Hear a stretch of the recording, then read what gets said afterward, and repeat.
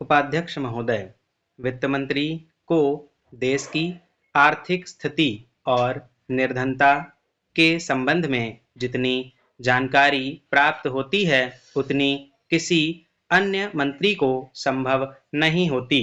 Budget बनाते समय वैसे तो बजट में आय व्यय का ब्यौरा होता ही है, लेकिन मूल रूप में देश की आर्थिक नीतियों में किस प्रकार का परिवर्तन हो तथा किस मार्ग पर वह देश को चलाना चाहते हैं, सरकार का लक्ष्य क्या है, इन सब नीतियों का बजट में विवरण होता है।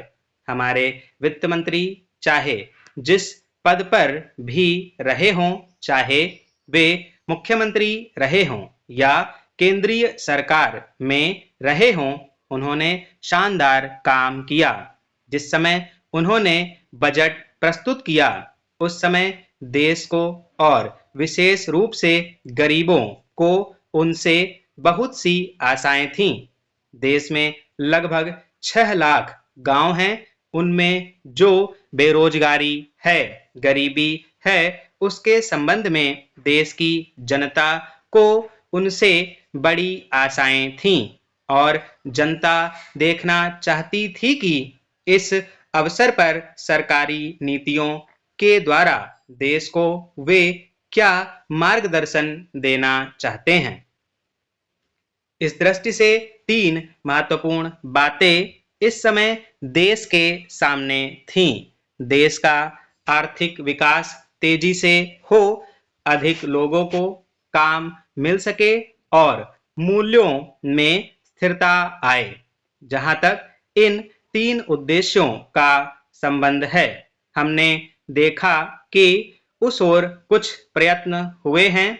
विशेष रूप से गरीबी हटाओ के संबंध में इस देश में जो चर्चा चल रही है, इस बजट में कुछ सीमा तक उसका उल्लेख मिलता है, क्योंकि जितने भी प्रत्यक्ष कर लगे हैं वे ज्यादातर धनी लोगों पर और विशेष रूप से शहर के लोगों पर लगाए गए हैं। इस तरह से जो एक प्रकार की आर्थिक असमानता हमारे देश में चल रही है उसको दूर करने का प्रयत्न अवश्य किया गया है। लगभग 5 दशक पूर्व जब हमारा देश स्वतंत्र हुआ था, उस समय देश में जितने सरकारी कर्मचारी थे वे ऐसा समझ बैठे थे कि अब तक देश में जिस तरह से अंग्रेजों का प्रशासन चल रहा था उस तरह से काम नहीं चलेगा, क्योंकि कांग्रेस के नए लोग आए थे, जो मंत्री बने थे, वे लोग धन के मामले में त्यागी आदमी हैं। धन से उनको मोह नहीं है, लेकिन बाद में उन्होंने देखा कि हमारे मंत्री लोग भी उसी तरह से शानदार जीवन पसंद करने लग गए जिस तरह से अंग्रेज करते थे।